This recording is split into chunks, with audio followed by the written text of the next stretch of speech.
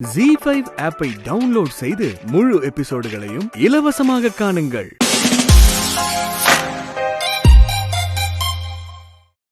அப்படி போடு அருவாள. செம. இத நான் எதிர்பார்க்கவே இல்ல. பவி கலக்கிட்டா. என்னடி இதெல்லாம்? ஏண்டி உன் புத்தி இப்படி போகுது?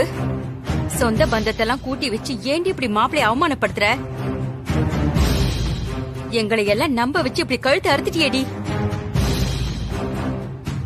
வெளியே வா பவி. வெளியே வா பவித்ரா. இதுக்காக தான் வளக்காப்பு வைங்கன்னு அவசரப்பட்டியா? பவி ப்ளீஸ், இது ரொம்ப ஓவர் பவி. ப்ளீஸ் சொன்னா கேளு. பவி, உனக்கு அவங்கள பிடிக்கலன்னா அவங்கள கூப்பிடாமலே இருக்க வேண்டியதானே? எதுக்கு கூப்பிட்டு வச்சு அசிங்கப்படுத்துற? ஏன் சைக்கோ மாதிரி நடந்துக்கிற?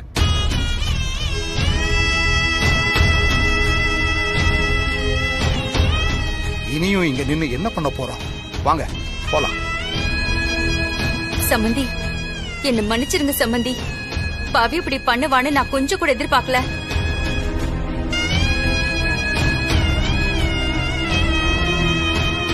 மாப்பிள என்ன மன்னிச்சிருங்க மாப்பிள. இவ இப்படி பண்ணுவான்னு தெரியாது மாப்பிள.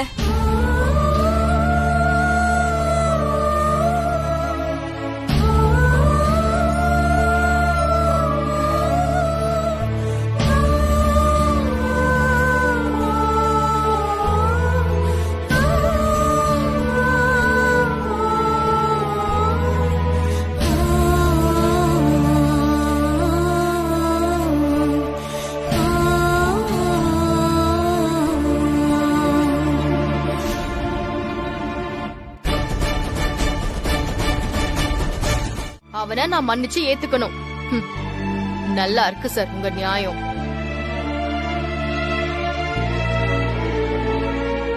சார், எல்லா பொண்ணுங்களும் தான் புருஷன் தனக்கு பொறக்க போற புள்ளைக்குதான் இனிஷியலா இருக்கணும்னு விரும்புவாங்க. இவன் ஏற்கனவே ஒரு புள்ளைக்கு அப்பாவா இருக்கான். இதெல்லாம் தெரிஞ்சோ நான் எப்படி வாழ முடியும் அவன் கூட? பவி, நீ என்ன சொன்னாலும் இதுக்கு டைவர்ஸ் ஒரு தீர்வா இருக்கா? சின்ன தப்புக்கு தண்டனை பெரிய தப்பா ஒரு நாள் இருக்க முடியாது. நீ சந்தோஷ் கூட சேர்ந்து வாழலைனாலும் பரவாயில்ல, ஆனா டைவர்ஸ் மட்டும் வேண்டாம் ப்ளீஸ். சார், என் வாழ்க்கை ஆல்ரெடி ஒன்னும் இல்லாம போச்சு. பொறக்க போற புள்ளைய வச்சுக்கிட்டு நான் கொஞ்சமாவது சுயமரியாதையோட வாழ விரும்புறேன். தயவு செஞ்சு என்ன விட்டுருங்க. ஒரு வகையில அந்த குழந்தையில ஆரம்பிச்சு நீங்க உட்பட எல்லாருமே என் வாழ்க்கை இப்படியாக காரணமா இருந்திருக்கீங்க. நான் என்ன பண்ணேன்னு கேக்குறீங்களா சார்? உங்களுக்கும் இந்த உண்மை எல்லாம் முன்னாடியே தெரியும்ல. நீங்களும் தெரிஞ்சே என்கிட்ட சொல்லாம மறைச்சீங்கல்ல. ஏன் சார், நான் ஒன்னு கேக்குறேன். இதுவே நான் உங்க பொண்ணா இருந்தா நீங்க இப்படிதான் பண்ணிருப்பீங்களா? என்ன பொறுத்த வரைக்கும் சந்தோஷ் மட்டும் இல்ல, நீங்க, சந்தோஷ், அத்தை எல்லாரும் ஒண்ணுதான். இனி நீங்க யாரும் என் மூஞ்சிலே முழிக்க வேண்டாம். பவி, பவி சொல்றது கேளு. பவி, நீ பவி ஒரு நிமிஷம் என்ன பாரு. பவி, பவி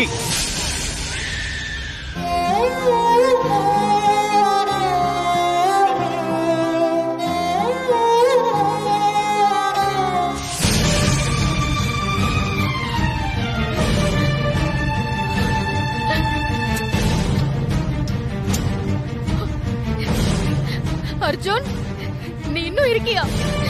நீ இன்னும் இருக்கியா?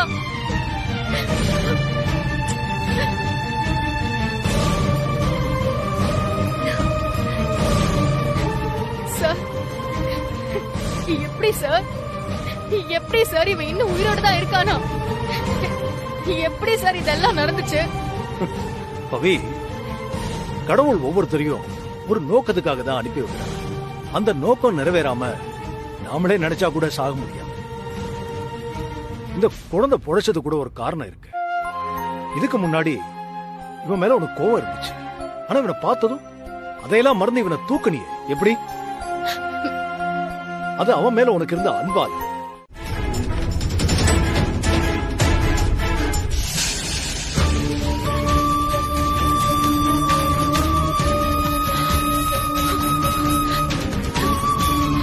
அர்ஜுன் அர்ஜுன் நீ இங்க எப்படி வாடா.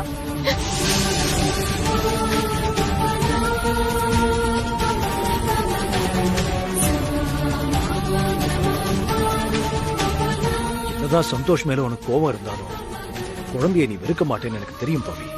அவனை நீ தூக்கிட்டேனா உன் மனசு மாறிடுச்சுன்னு அர்த்தம். தூக்கு பவி.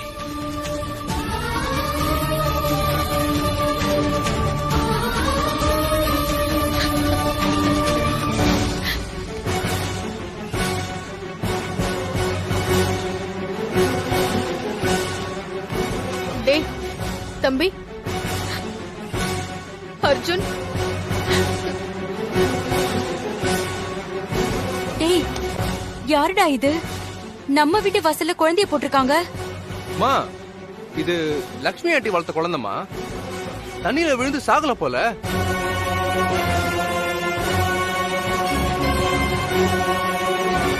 இந்த குழந்தை இறந்துருச்சுன்னு தானே இங்க இவ்ளோ பிரச்சனை நடக்குது. பாவ சம்மந்தி குழந்தை இறந்துருச்சுன்னு நினைச்சு கவலைப்பட்டுட்டு இருக்காங்க.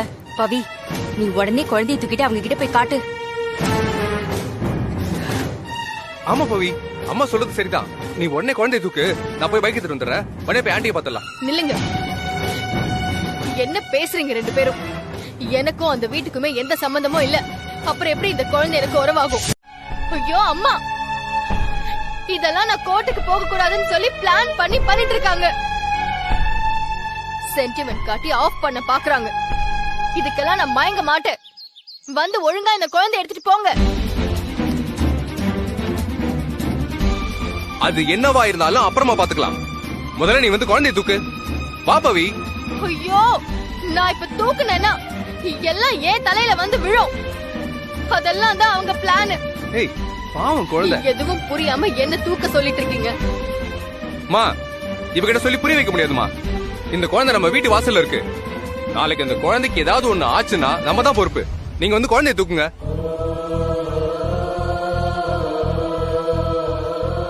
பவி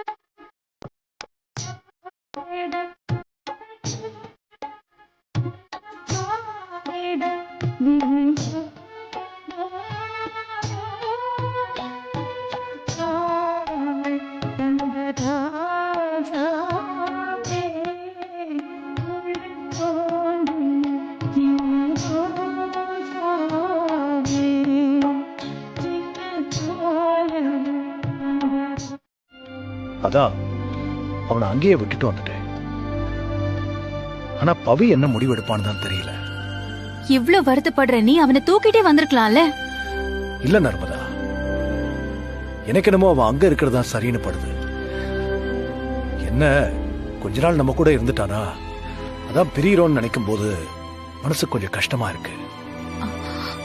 ஹரி, நான் கேக்குறேன்னு தப்பா எதுவும் எடுத்துக்காத. நீ குழந்தைய மட்டும் நினைச்சு கவலைப்படுற மாதிரி தெரியல.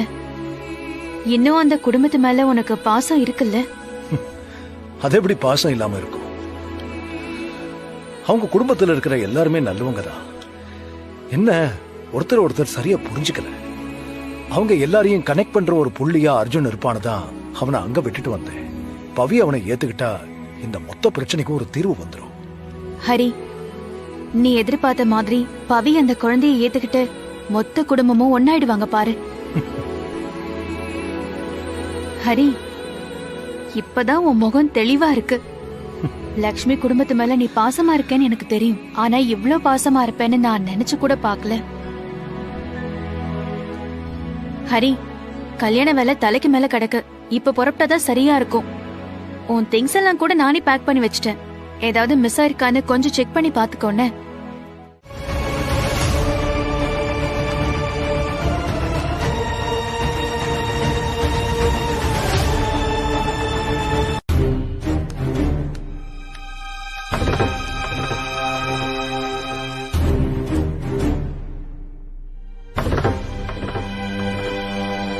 அவங்க கிட்ட கேக்குறதுக்கு முன்னாடி சந்தோஷ் மேடம், உங்க மேல அவங்க சொல்ற குற்றச்சாட்டுக்கு நீங்க என்ன பதில் சொல்ல போறீங்க?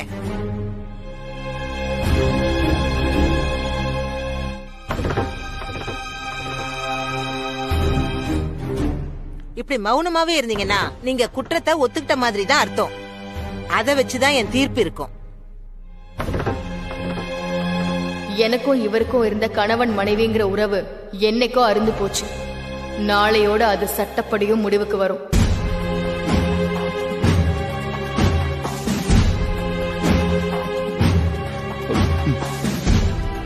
அவங்க சொன்ன எல்லா குற்றத்தையும் நான் ஒத்துக்கிறேன்.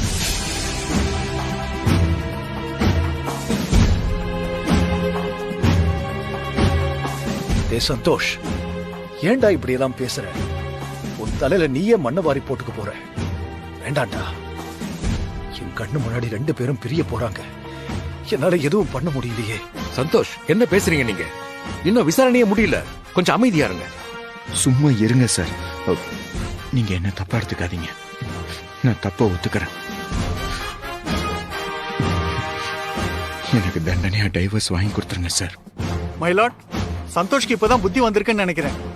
அவரே அவர் பண்ண குற்றங்களை ஒத்துக்கிட்டாரு. இனி ஃபர்தர் ஆர்கியூமெண்ட்டுக்கு அவசியமே இல்ல. அதனால என் கட்சிக்காரருக்கு விவாகரத்து வழங்குமாறு தாழ்மையுடன் கேட்டுக்கொள்கிறேன்.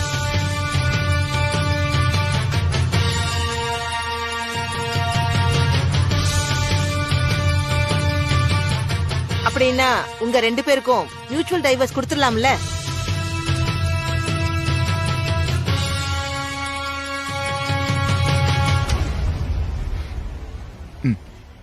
கொடுத்துடலாம் மேடம்.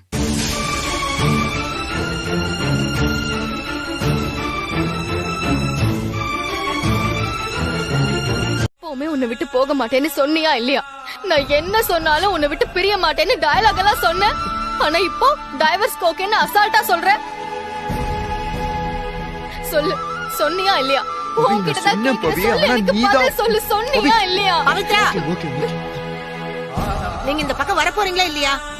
வரலனா அப்புறம் உங்க 2 பேருக்குமே டைவர்ஸ் கிடைக்காத மாதிரி நான் தீர்ப்பு எழுத வேண்டி வரும்.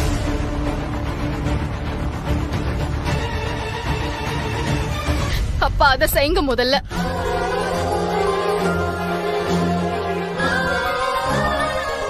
சாரி மேம், எங்களுக்கு டைவர்ஸ் வேண்டாம்.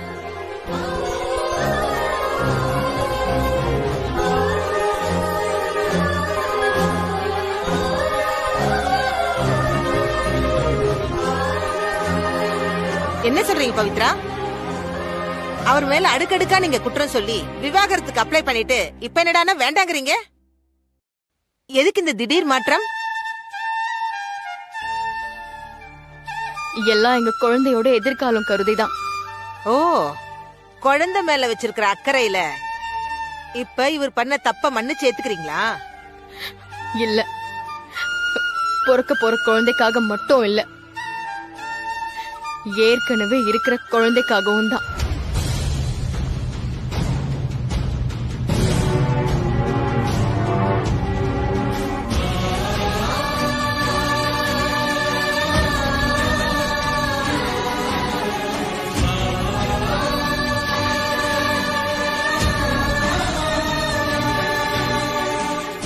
குழந்தை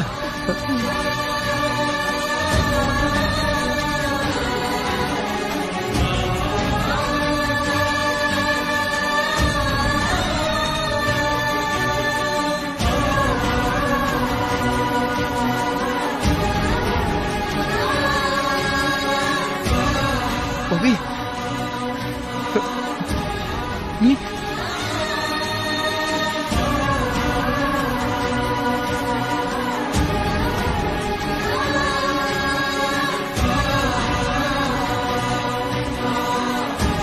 இந்த குழந்தைய வச்சுதான் நான் சந்தோஷ தப்பா நினைச்சு டைவர்ஸ் வரைக்கும் வந்தேன். ஆனா இந்த குழந்தை விஷயத்துல நான் நினைச்சது தப்புன்னு நான் இப்பதான் புரிஞ்சுக்கிட்டேன். அதுக்கு பிராய்ச்சித்தமாதான் இந்த குழந்தைய நானே வளர்க்கறதுன்னு முடிவு பண்ணிருக்கேன்.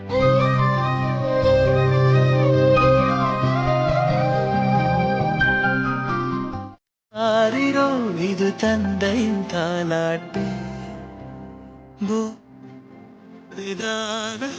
இவள் மரணம் கேட்டு தாயாக தந்தை மாறும்.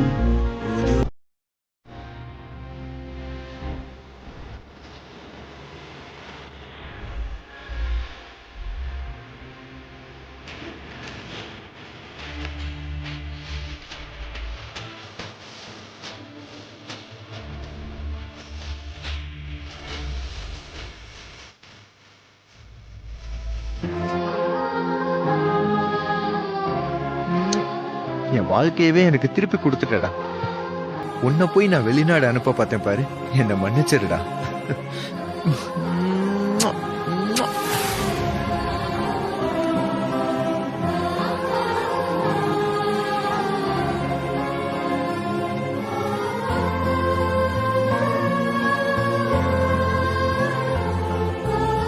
சந்தோஷ் மனசு மாறி குழந்தையை ஏத்துக்கிட்டான். இனி குழந்தை லட்சுமி வீட்டுல இருக்கிறதுல எந்த சிக்கலும் வராது.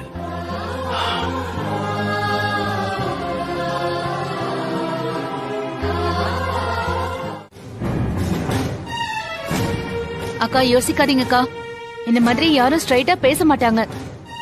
அருமையான டீல்க்கா இது, கொஞ்சம் யோசிக்காம சைன் பண்ணிடுங்கக்கா. கொடுங்க, சைன் பண்ணட்டும்.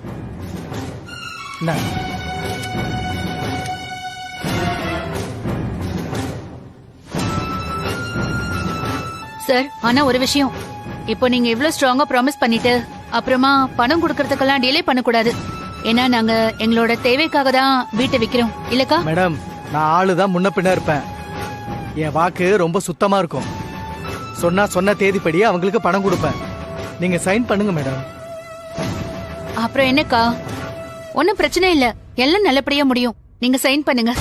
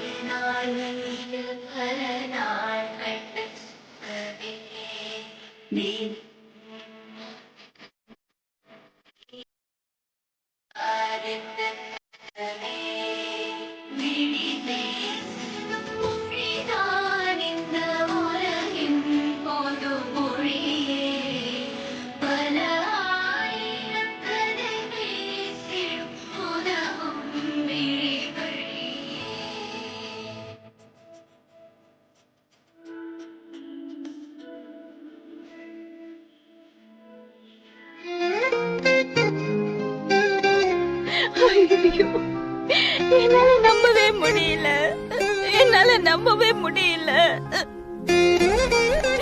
எப்படி என்னோட குழந்தை இப்படி கிடைச்சது? எங்க இருந்தா இத்தனை நாளா? என்ன நடந்தது? குட்டி எப்படி கிடைச்சது உங்ககிட்ட குழந்தை? அம்மா, பதட்டப்படாதீங்க. இது கனவெல்லாம் இல்ல, உண்மைதான். அம்மா, நல்லவங்களை கடவுள் சோதிப்பான், கைவிட மாட்டான்னு சொல்லுவாங்கல்ல, இதுவும் அப்படிதாம்மா.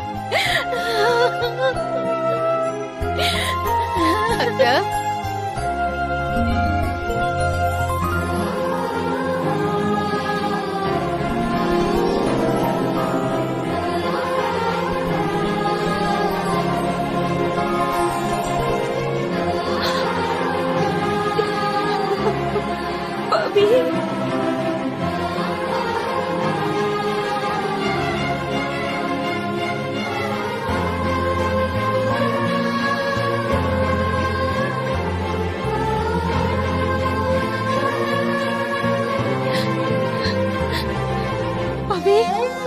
அத்தை சாரி அத்தை, என்ன மன்னிச்சிருங்க அத்தை.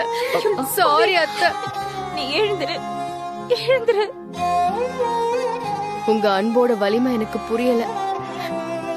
விலகி நின்னு பார்க்கும் போதுதான் உங்க உயரம் எனக்கு என்னன்னு தெரிஞ்சது.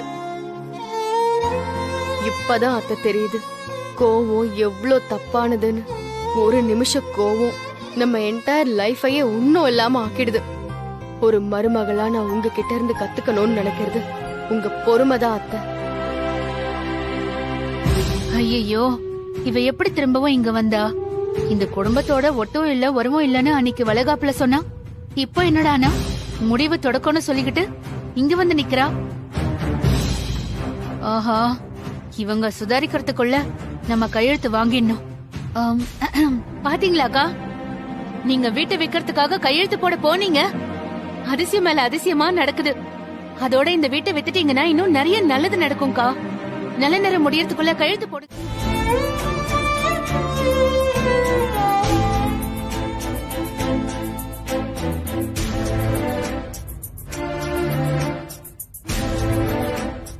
சாது மிரண்டா காடு கொள்ளாதுன்னு சொல்லுவாங்க. அத ஹரி இன்னைக்கு பேசும்போது தான் பார்த்தேன். அபார்ட்மெண்ட்ல இருந்த இத்தனை வருஷத்துல அவன் கோபப்பட்டு நான் பார்த்ததே இல்லை. ஆனா இன்னைக்கு அவன் பேசும்போது அவன் பேச்சுல அவ்வளவு கோபம் இருந்துச்சு. நம்ம குடும்பத்துக்கு அவன் எவ்வளவோ செஞ்சிருக்கான், எத்தனையோ கஷ்டத்தை அனுபவிச்சிருக்கான். அப்பெல்லாம் நாம ஒருத்தர் மாத்தி ஒருத்தர் அவனை மதிக்காம அவமானப்படுத்தியிருக்கோம். இன்னைக்கு நாம மொத்தமா அவனை கூப்பிடுறோம். ஆனா அவன் நம்மளை விட்டு ரொம்ப தூரமா போறான்.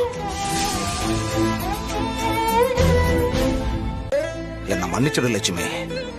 எங்க எல்லாரோட தேவையும் நீ சொல்லாமையே புரிஞ்சுக்கிட்டு அதை நிறைவேற்றி இருக்க. உனக்குன்னு நீ எதையும் ஆசைப்பட்டதில்ல. அறிவு உன் வாழ்க்கையில் இருந்தா நீ சந்தோஷமா இருப்பேன்னு நாங்க எல்லாரும் நம்பணும். ஆனா அதுவும் நடக்காம போயிடுச்சு. அவன் வெளிநாடு போய் செட்டில் ஆக போறானா. அவன் இங்கிருந்தாலாவது அடிக்கடி போய் அவன் மனசை மாத்த முயற்சி பண்ணலாம். ஆனா இனிமே எப்படின்னு தான் தெரியல. தாத்தா, இப்ப என்ன ஆச்சுன்னு நீங்க எப்படி நெகட்டிவா பேசிட்டு இருக்கீங்க? இந்த உலகத்தை விட்டே போயிட்டான்னு நினைச்ச இந்த குழந்தை இத பாருங்க உயிரோட இருக்கான். இவர் என்ன ஆஃப்டர் ஆல் வெளியூர் போறேன்னு சொல்லிருக்காரு, அதானே? இது எதையும் நம்ம முடிவு பண்ணல தாத்தா, நமக்கு மேல ஒருத்தன் தான் முடிவு பண்றான். பனித்துளியை விட பரிசுத்தமானவங்க என் அத்தை. கனவுல கூட யாருக்கும் துரோகம் நினைக்காதவங்க. அவங்க வாழ்க்கையில நல்லது நடக்காம வேற யாருக்கு நடக்கும்? சந்தோஷ், வா நம்ம இப்பவே போலாம். நம்ம போய் அவரை கூட்டிட்டு வந்துடலாம். வேண்டாம் பவி.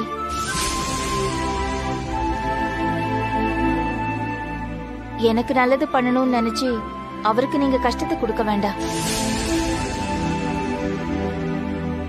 பிரிவுதான் அவருக்கு சந்தோஷத்தை கொடுக்கும்னா அதை ஏத்துக்கிறது தான் நான் அவருக்கு கொடுக்கற மரியாதை. தயவு செஞ்சு இதை விட்டுடு சொன்னாரு. அதுக்காக இப்படியா? கோயில்ல கல்யாணம்னு சொல்லிட்டு எந்த கோயில்னு சொல்லாம போனா நான் எங்கன்னு தேடுறதுங்க? ஓஹோ, அன்னைக்கு சொன்ன மாதிரி அந்த பொண்ணை மேரேஜ் பண்ணிட்டு ஃபாரின் போற பிளான்ல இருக்காரு போலயே. உடனடியே எப்படியாவது இந்த கல்யாணத்தை நிறுத்தணுமே. எங்க என்னையும் கல்யாண பொண்ணுக்கு மேக்கப்காக கூப்பிட்டாங்க. என்கிட்டயும் மேரேஜ் எங்கன்னு சொல்லல. அது சரி, உங்களையும் வர சொல்லி ஏமாத்திட்டாரா? ஆமா, நம்ப வச்சு கடைசி நிமிஷத்துல எல்லாரையுமே ஏமாத்திட்டாரு. ஒண்ணு பண்ணுவோமா, உங்க போன் நம்பர் என்கிட்ட கொடுங்க, நான் என் நம்பர் கொடுக்கறேன். உங்களுக்கு இடம் தெரிஞ்சா நீங்க எனக்கு போன் பண்ணி சொல்லுங்க, எனக்கு இடம் தெரிஞ்சா நான் உங்களுக்கு சொல்றேன். சரிங்க. இது என் விசிட்டிங் கார்டு. இந்த நம்பர் கால் பண்ணுங்க. உங்க நம்பர் எனக்கு சொல்லுங்க.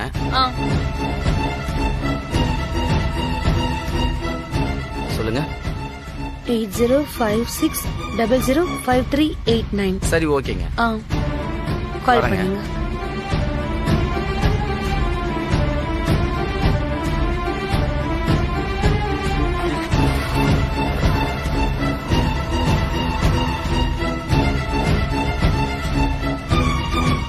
முறைப்படி எல்லாம் சொல்லி இன்விடேஷன் அனுப்பிச்சு பிளான் பண்ணா இடம் ஏரியா எல்லாம் தெரிய போகுது. இவங்க யாருக்குமே தெரியாம திருட்டுத்தனமா கல்யாணம் பண்ணிக்கிறாங்க. ஏதாவது பக்கத்துல இருக்கிற கோவிலையோ ரெஜிஸ்டர் ஆபீஸ்லயோ தான் இருக்கும். ஆனா என்ன, வெறும் 2 பேர் தான் இப்ப இருக்கும். ஏரியா ஃபுல்லா கவர் பண்றது ரொம்ப கஷ்டமா இருக்கும். இன்னும் கொஞ்சம் பேர் இருந்தா கொஞ்சம் ஹெல்ப்ஃபுல்லா இருக்கும். ஏன் நாங்களாம் இல்லையா?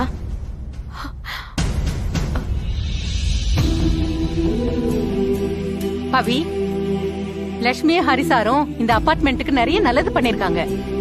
அவங்களுக்கு ஒரு பிரச்சனைனா அதை பாத்துக்கிட்டு நாங்க சும்மா இருப்போமா? பாரு பவி, ஹரிக்கு ஜோடி லட்சுமி தான். வேற யாராவது ஒரு கல்யாணம் பண்ணிக்கிறாங்க, விட்டுருவோமா? உங்களுக்கெல்லாம் எப்படி நன்றி சொல்றதுனே தெரியல. கொஞ்ச நேரத்துக்கு முன்னாடி வரைக்கும் நாங்க எப்படி ஹரிசாரை கண்டுபிடிக்க போறோம்னே தெரியாம யோசிச்சுட்டு இருந்தோம். ஆனா இப்ப எனக்கு அந்த நம்பிக்கை வந்துருச்சு. ஹரி சார் ஏதோ மிஸ் அண்டர்ஸ்டாண்டிங் பண்ணிக்கிட்டு இப்படி எல்லாம் தப்பான முடிவு எடுத்திருக்காரு. அத அவருக்கு நாங்க சொல்றதை விட அபார்ட்மெண்ட் நெய்பர்ஸா நீங்க சொன்னீங்கன்னா ரொம்ப எஃபெக்டிவா இருக்கும். நீ கவலைப்படாத பவி, இது உங்க ஃபேமிலி பிரச்சனை இல்ல, இந்த அபார்ட்மெண்டோட பிரச்சனை. ஆமா, ஹரி சார் எங்க எல்லாருக்குமே ஒரு அண்ணனா, ஒரு அப்பாவா, ஒரு வெல்விஷரா இருந்திருக்காரு. லக்ஷ்மி மேடமும் அப்படிதான். வெளியில தெரியாம நிறைய உதவி பண்ணிருக்காங்க. இப்படி எங்களுக்கு நல்லது பண்ணவங்களுக்கு எங்க நன்றி கடனை காட்டுறதுக்கு இதோட வேற நல்ல வாய்ப்பு கிடைக்குமா? எதுக்கு சும்மா வளவளன்னு பேசிக்கிட்டு? ஹரி சார் எங்க இருந்தாலும் வாங்க, சீக்கிரம் போய் அபார்ட்மெண்ட் கூட்டு வரலாம், வாங்க போலாம். மேடி, நமக்கு யார் இருக்கா, எப்படி நம்ம 2 பேரும் தேட முடியும்னு கேட்டல்ல. இப்ப பாத்தியா, இந்த அபார்ட்மெண்டே சப்போர்ட்டா இருக்கு. இதுக்கு மேல வேற என்ன வேணும்? வாங்க எல்லாரும் போலாம்.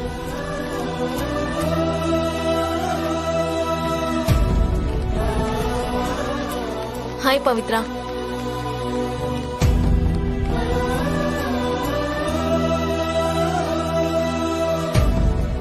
ஏற்கனவே நாங்க வடபழனில ஆரம்பிச்சு வலசரவாக்கம் வரைக்கும் எல்லா இடத்துலயும் சர்ச் பண்ணிட்டோம். ஹரிங்கிற பேர்ல எந்த ஒரு மேரேஜ் ரெஜிஸ்ட்ரேஷனுமே இல்ல. எப்படியும் சவுத் சைட்ல இருக்கிற ஏதோ ஒரு கோவில்ல தான் பிளான் பண்ணிருப்பாங்க.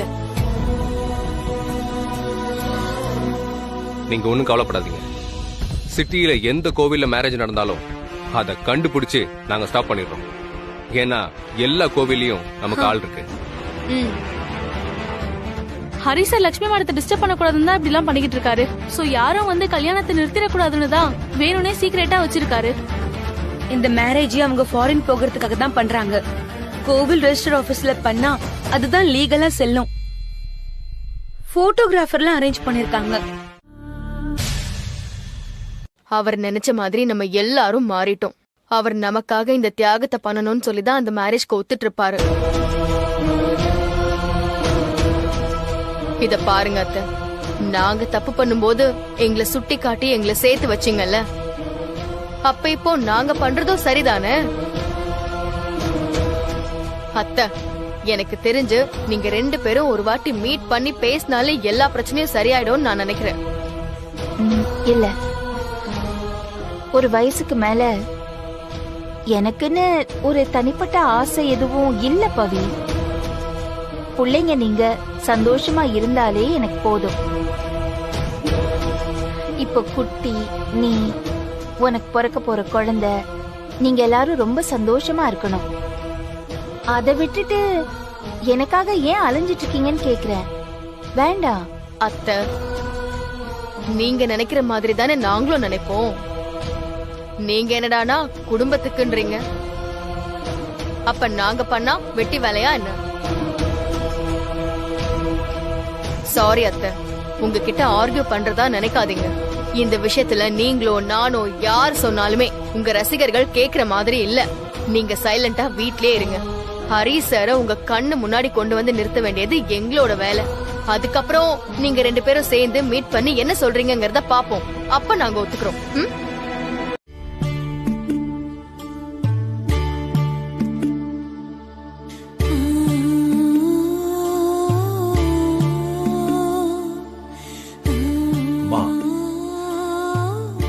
நாம ஒண்ணு நினைச்சா தெய்வம் ஒண்ணு நினைக்குதுன்னு வாங்க. ஆனா நான் ஏன் இப்படி நினைக்கிறேன்னு தெய்வமா இருக்கிற உனக்கு கண்டிப்பா தெரியும். முதல் முறையா நீ இவதாண்டா நான் உனக்கு பார்த்திருக்கிற பொண்ணு, நம்ம வீட்டுக்கு வரப்போற மகாலட்சுமின்னு சொன்னீங்க. நானும் அதை நம்பினேன். இப்ப வரைக்கும் அதைத்தாம்மா நம்பிக்கிட்டு இருந்தேன். ஆனா கடைசி வரைக்கும் என் நம்பிக்கை காணல் நீரை துரத்தின மான் மாதிரி ஆயிடுச்சு. இப்ப நடந்துரும்னு 25 வருஷமா லட்சுமியை பார்த்துக்கிட்டே வெறும் நம்பிக்கையுடைய காலத்தை ஓட்டிட்டேன். இப்ப அதே லட்சுமிக்காக தான் நான் இந்த முடிவை எடுத்தேன். சரியோ தப்போ, நான் நினைச்சது போல அங்க லட்சுமி குடும்பம் ஒன்னாயிட்டாங்க. இதுக்கும் மேல அவங்க கூட போய் இருக்கிறது சரி வராதுமா. அதுவும் இல்லாம நர்மதாவுக்கு நான் கொடுத்த வாக்க மீறக்கூடாது. அப்படி மீறினா சரி கிடையாது.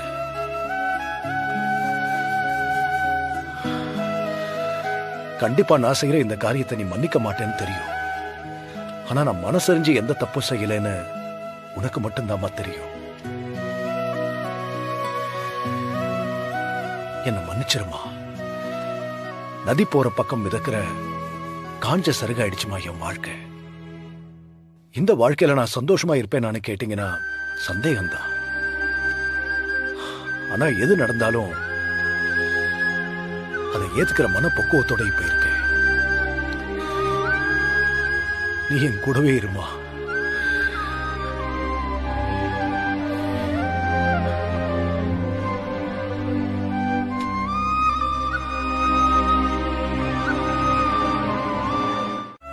இந்த புடவை உங்களுக்கு ரொம்ப நல்லா இருக்கு லட்சுமி.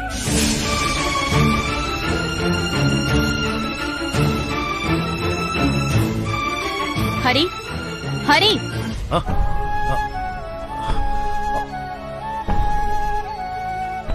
சாரி நர்மதா, எனக்கு திடீர்னு லட்சுமி மாதிரி தெரிஞ்சது, அதான் தப்பா எடுத்துக்காத. ஹரி, உனக்கு அந்த லக்ஷ்மி மேல அளவுக்கு அதிகமான அன்பு இருக்குன்னு எனக்கு தெரியும். அதெல்லாம் தெரிஞ்சுதான் நான் உன்னோட இந்த மேரேஜ்க்கு நான் ஒத்துக்கிட்டேன். பட் நீ அதை மறந்துட்டு என்னோட ஹாப்பியா இந்த மேரேஜ் லைஃப லீட் பண்ணுவேன்னு நம்புறேன். நான் உன் மேல வச்சிருக்கிற அந்த நம்பிக்கைய தயவு செஞ்சு ஸ்பாயில் பண்ணிடாத ப்ளீஸ். நமக்கு பிடிச்சவங்கள மறக்கிறது ரொம்ப கஷ்டம்தான். ஆனா அது நம்ம லைஃப ஸ்பாயில் பண்ணோம்னா நம்ம மறந்துதான் ஆகணும். Please try to erase our memories. Hari, இந்த சாரி மட்டும் இல்லாம வேற எந்தெந்த சாரீஸ் எனக்கு சூட் ஆகும்னு கொஞ்சம் செலக்ட் பண்ண. உனக்கு எது பிடிச்சிருக்கோ அதை நீயே செலக்ட் பண்ணிக்கோ. நான் ரெஸ்ட் ரூம் போயிட்டு வந்துடுறேன். Excuse me.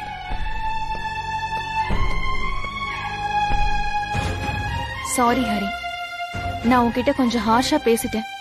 எனக்கு வேற வழி தெரியல. உன் மனசுல லக்ஷ்மி இருக்கிற இடத்துக்கு நான் வரணும்னு நினைக்கிறேன். அதுக்கு நீ லக்ஷ்மிய முழுசா மறக்கணும், மறந்தே ஆகணும். ஹரி சார் மாதிரி இருக்கு. ஹரி சாரா? சார் ஒரு நிமிஷம் சார், நீங்க ஷெஃப் ஹரி சார் தானே? நான் சமையல் நல்லா பண்றேன்னு சொல்லி அதுக்கெல்லாம் சார் தாண்டி காரணம். அப்படியா? இவரு ப்ரோக்ராம் பார்த்தாலே போதும், சமையல் தெரியாதவங்க கூட சூப்பரா சமைப்பாங்க. அந்த அளவுக்கு அருமையா சொல்லி கொடுப்பாரு. Hello sir.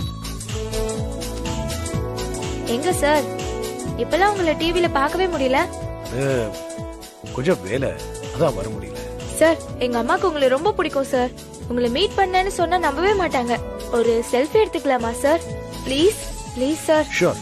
Thank you sir.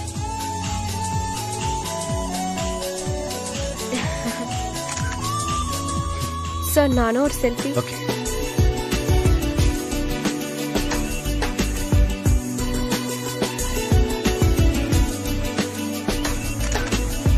Okay. Thank you sir. Thank you sir.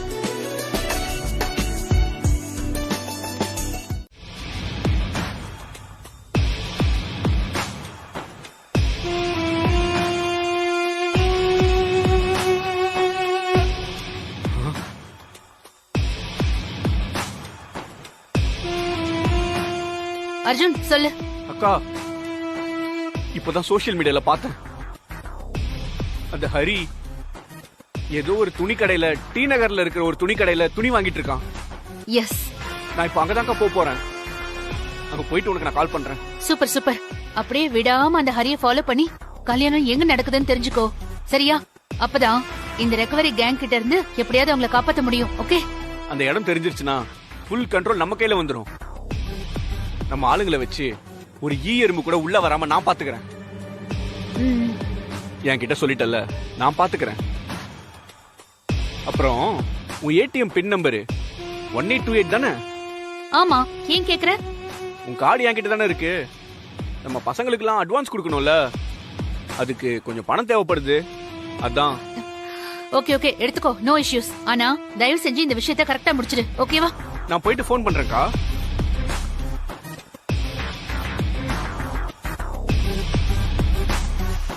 ஜீ5 ஆப்பை டவுன்லோட் செய்து அனைத்து எபிசோடுகளையும் இலவசமாக பாருங்க.